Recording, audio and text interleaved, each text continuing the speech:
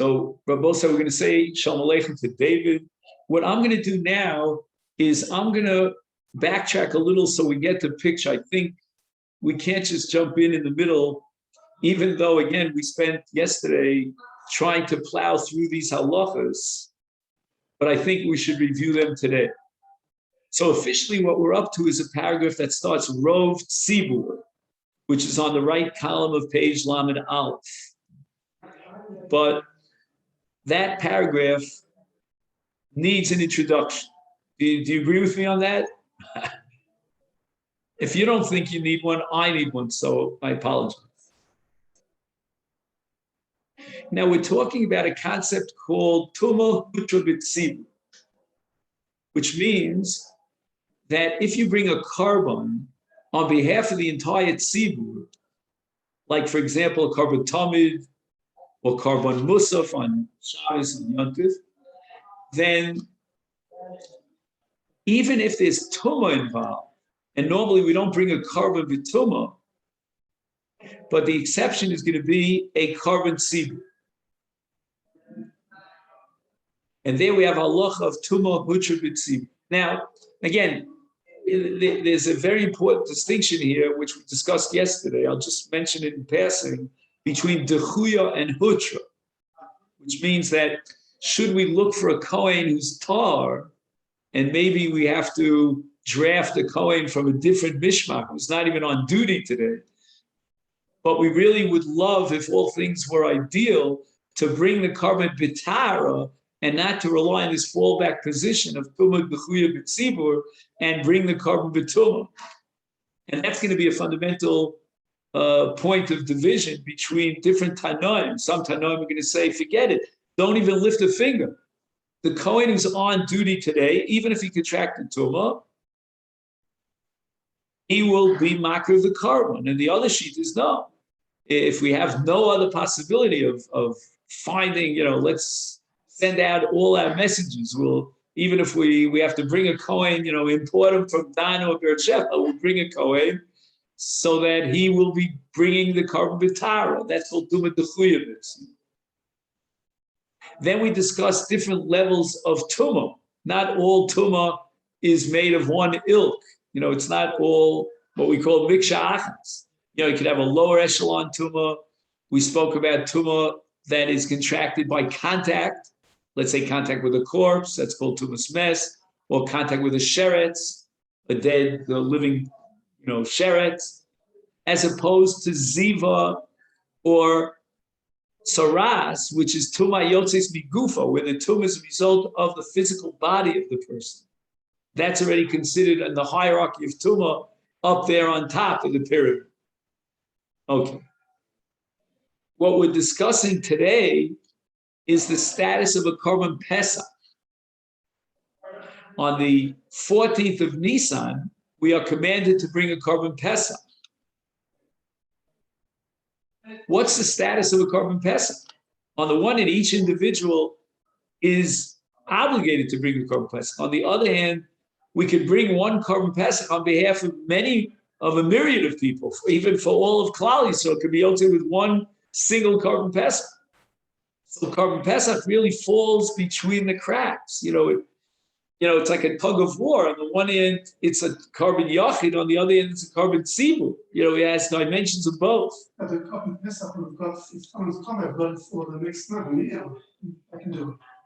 Correct, but if the Tzibur, as a Tzibur, are Tmeim, let's say, for example, you have a case that we're going to discuss now, that Rov HaTzibur Tmeim, there's no need to push it off to the second Pesach, which is Pesach Sheni on the 14th of Iyar, because we're going to bring the Karban B'tumah on the 14th of Nisan.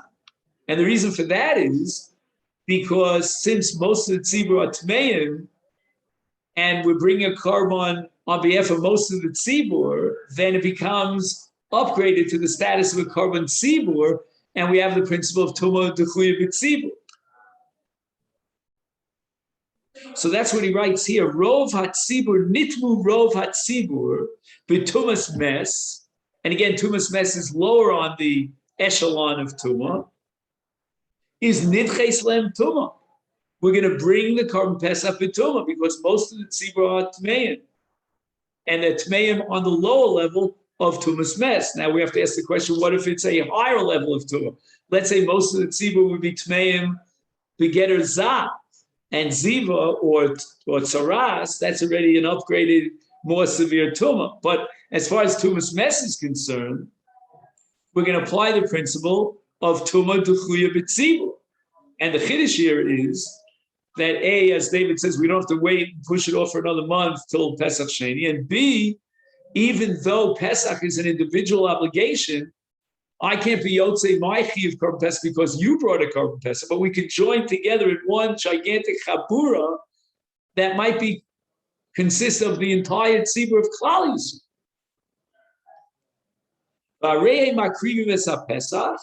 Okay, now. So not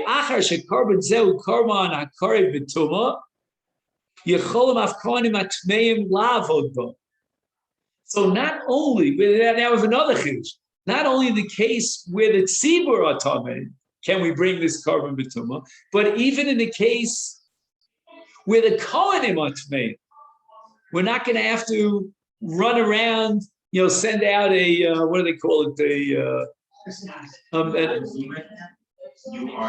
right now. Yeah. What will be in 5 minutes, I do not know. Okay, then? Because the Zoom fell off a few minutes ago. He says, we're not going to have to draft Kohanim Tahorim to replace these Kohanim who are on duty. Interesting. We go from the Tumah of the Karban to the Tumah of the Kohanim Ovdim. And we make the following jump, the following equation.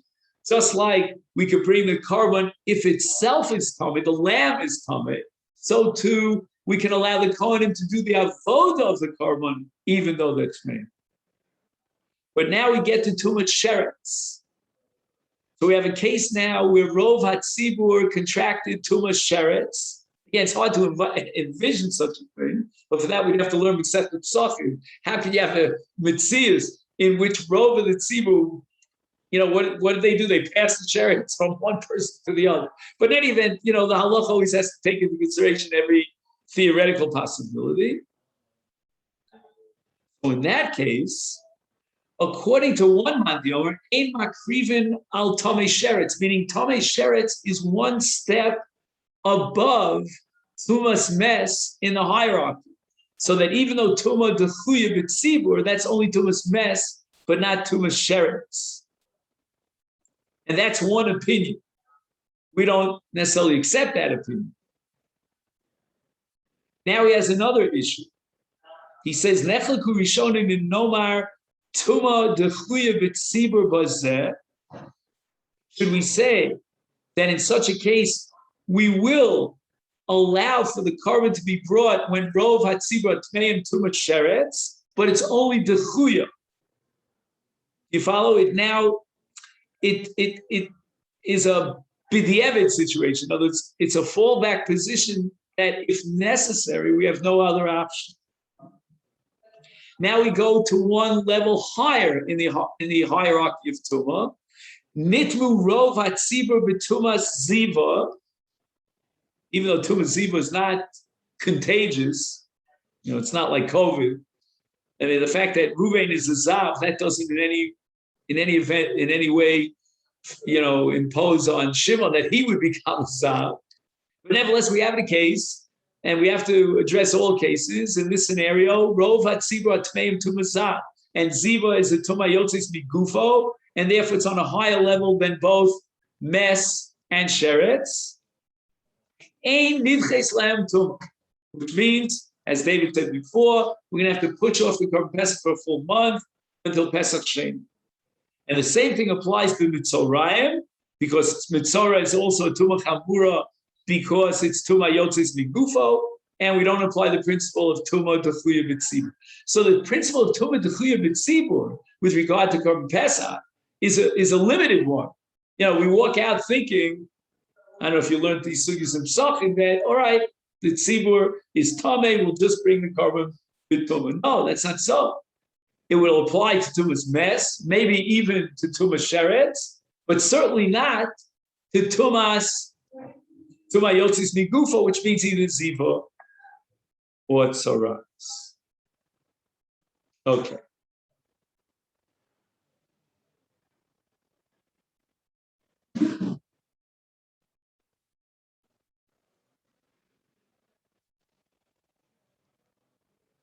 Now, in the next paragraph, he addresses the question of other karbonos. Hello to Don, just joined us. In the case of other karbonos, other than carbon pesach, what happens if there are tmei mes? So again, we're going back to the case of rov tzibur. We said until now that in the case of rov tzibur, we activate the principle of tuma dechuya b'tzibur, and that should apply not only to carbon pesach, but certainly to a classic carbon tzibur, like a carbon tamid or a carbon musaf that we mentioned earlier. And there's a group of Rishonim, which I think in the other limud we said we identified that as the Balei HaTosfos, if I'm not mistaken. Ein makrivin carbon al tmei meis, which means we're on the lower echelon of Tumah, and Rovat Tzibur Atmei Mes, and the carbon Tzibur cannot be brought, which means that Tumah Dechuya B'Tzibur applies to Pesach. It's a unique halach in carbon Pesach, and it doesn't apply to other carbonos. So therefore, Rov Tzibur Tmei B'Tumas Mes, Nidches Lahem HaTumah. Oh, so he's saying the following, that even though in a case of a yachid who has his own individual obligation to bring his carbon, if he contracts tumah, and we're talking about the lower level of tumah, namely tumah's mes, nevertheless, we're not going to bring his carbon. We're going to have to wait and delay it until he becomes tar. But in a case of a carbon tzibur, where rov hatzibur tmeim, then we're going to fall back on an analogy between carbon pesach and other carbonos, and we're going to apply the principle of tumah dechuya b'tzibur. Lefisha tumah dechuya b'tzibur hareze mina carbonos hakrevin b'tumah. And if rov hatzibur are tmeim, we can bring the carbon b'tumah. Now notice that he doesn't mention a word about the tzitz. Is the Kohen Gadol wearing the tzitz, or is he not wearing the tzitz? And I believe the answer is, again, we'd have to learn through the sugya of tzitz, that in a case of rov tzibur tmeim, we don't even need the tzitz. In a case of a carbon yachid, then if they were makriv the carbon b'tumah and the Kohen was wearing the tzitz, or maybe even if the tzitz is sitting on the table, I don't know, then tzitz is maratz al tumah. But we can completely circumvent the need for a tzitz in the case of rov tzibur tmei. But again, that's only tmei meis, which we said was more kal than tmeim of yotzes migufa. So there's machlokas tanoim, if I'm not mistaken, in Masechet Yoma, whether or not the Kohen Gadol takes off his tzitz when he, let's say, goes to the facilities or other situations, or whether the tzitz is maratza even when it's sitting on the table. I mean, everybody agrees that if the tzitz is broken, then it's not maratza. Okay, but that's the sugya of tzitz, As I always say in these hakdama shiurim for zvachim, that we can't cover, we're just trying to get a little bit of an orientation into Kodshim. And the nice thing about this sugya that we're learning is we're getting a little bit also of an orientation into taros, which I'm not sure, but I think that taros is even more complicated and challenging than Kodshim. But anyway, now we get to a concept called mechusar kippurim. So there are 4 categories of tmeim who have to undergo a twofold process of purification. Normally, purification means that you wait until the cause of tumah was removed, and you either on the same day, or you have to wait in certain cases a few more days, and then he goes to the mikvah, and with tara, he dips into the mikvah and he becomes tar. And then he can go into the Beis Hamikdash, he can be Kodshim. But there are 4 categories of tmeim, which are called zav, zava, yoledes, and mitzora. And in those 4 cases of tumah, there's another dimension to tara. the Tara is not completely clinched with Tefillah b'mikvah, which is normally the termination of the Tara process. But beyond that, on the following morning, they have to bring a korban, which is called kapara. And if they haven't brought their korban yet, then they cannot go into the Beis HaMikdash. They cannot eat Kodshim. That's called mechusar kapara. Now, what happens if the Kohen himself, who's doing the avoda, is mechusar kapara? He's not allowed to enter into the Mikdash. He's not allowed to eat Kodshim. And now he's going to oversee the avoda. Is Kohen shemechuyev lahavi karbonos l'tara. So he himself needs a carbon for his tara. Kigon zav umitzora. He can't be yoledes, and he's not a zava. So he's either a zav or a mitzora. Pasal avoda, he's disqualified ad sheyavi karbonosa, as we said before, because he's enjoined from entering the Mikdash or from eating Kodshim. Now, in the case of a korban olah, we wouldn't bother with the fact that he can't eat Kodshim, but what's he doing in the Azara? In fact, the korban olah, if it leaves the Azara, becomes pasal biyotze. So certainly the avodas hakorban in the case of an olah has to be done exclusively in the confines of the Azara. He's not allowed to enter the Azara because he's a mechusar kapara. Not going to the Azara at all? Not going to the Azara? No mechusar kippurim is allowed to enter the Azara. Mechusar kapara is excluded from the Azara. I'm not sure what's the status of mechusar kapara as far as the Ezras Noshim is concerned.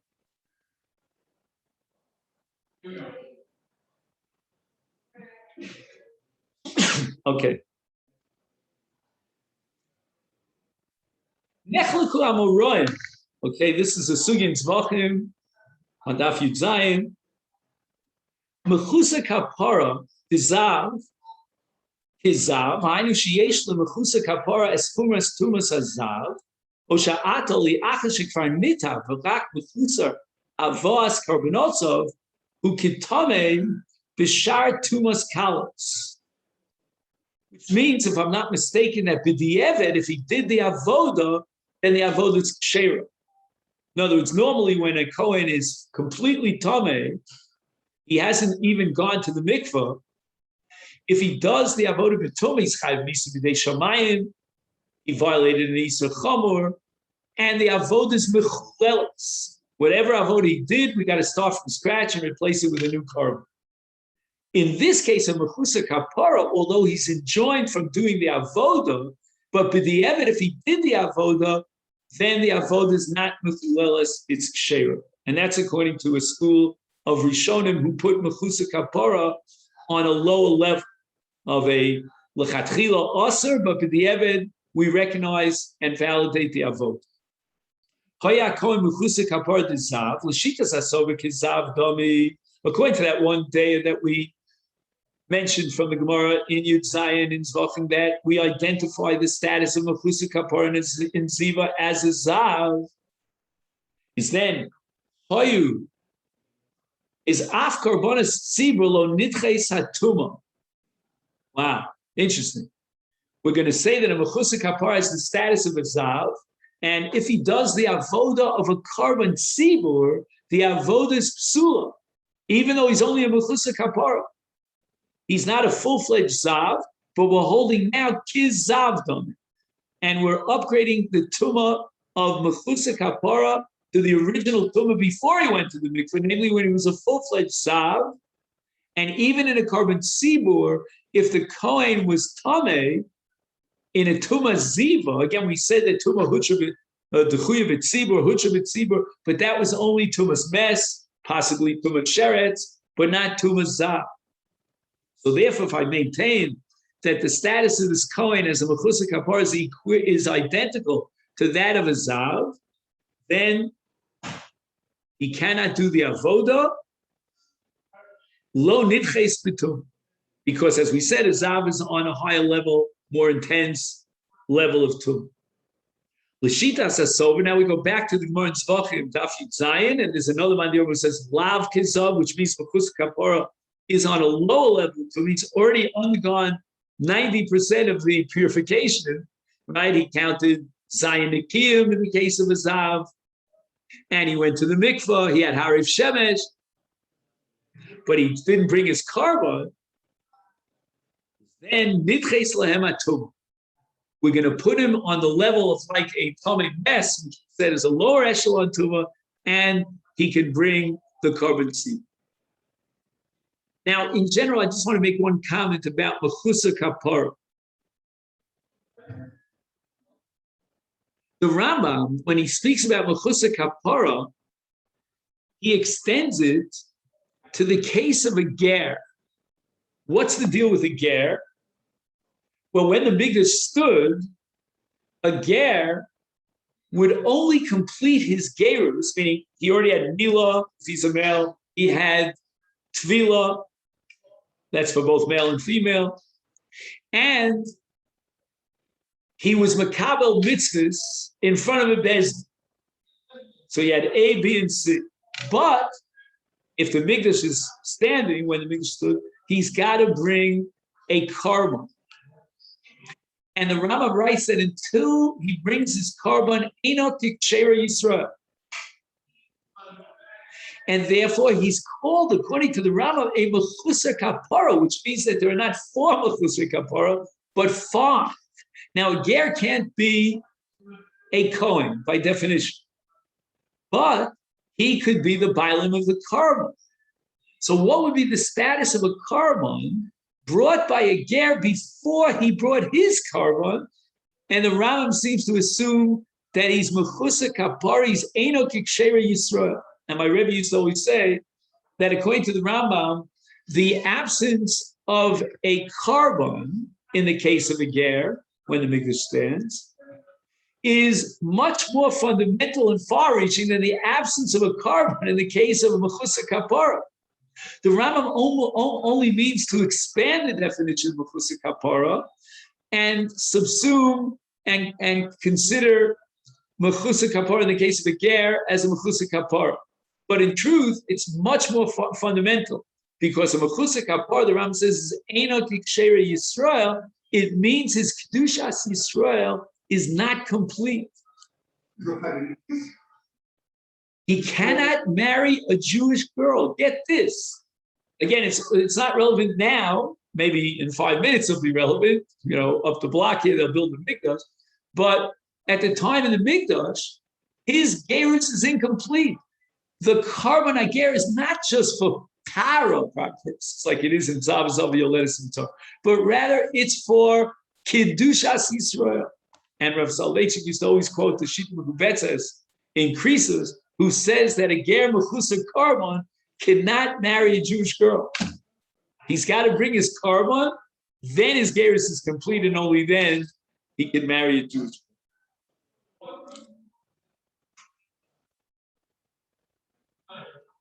Now here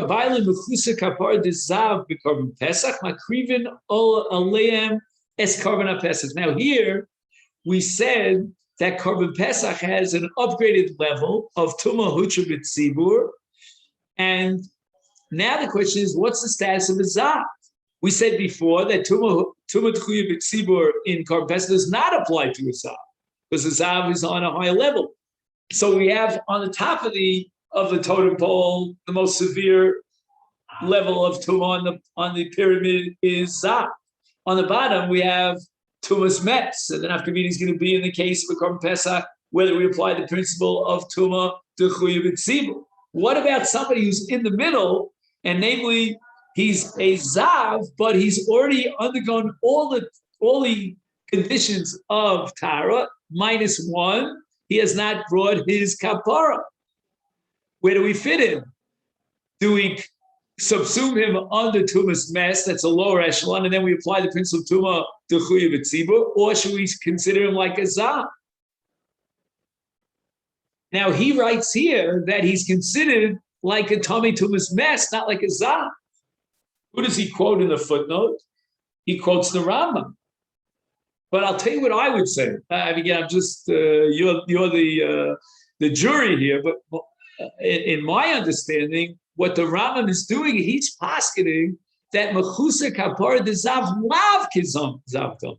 But in the context of the Gemara in Zvachim, there's a man the Omer who equates a mechusa kapar v'zav with a zav, in which case we would not be able to apply the principle of Tumah Techuya B'tzibur in a case of a Korban Pesach if the Bailim is a mechusa kapara v'zav, in which case, as David points out very well, it's not terrible. He'll bring his Korban Pesach a month later. And now we get to Tful Yom Dizav. Okay, this is already more complicated, the Tful Yom situation. So let's just make a note of where we got up to for today. I had a pencil here a minute ago, of course. Give it to me. Oh, here it is. Okay. So let's talk about Tful Yom Dizav. I'm going to write down Tuesday, and that's in Mitzvah Hashem, where we'll try to pick it up.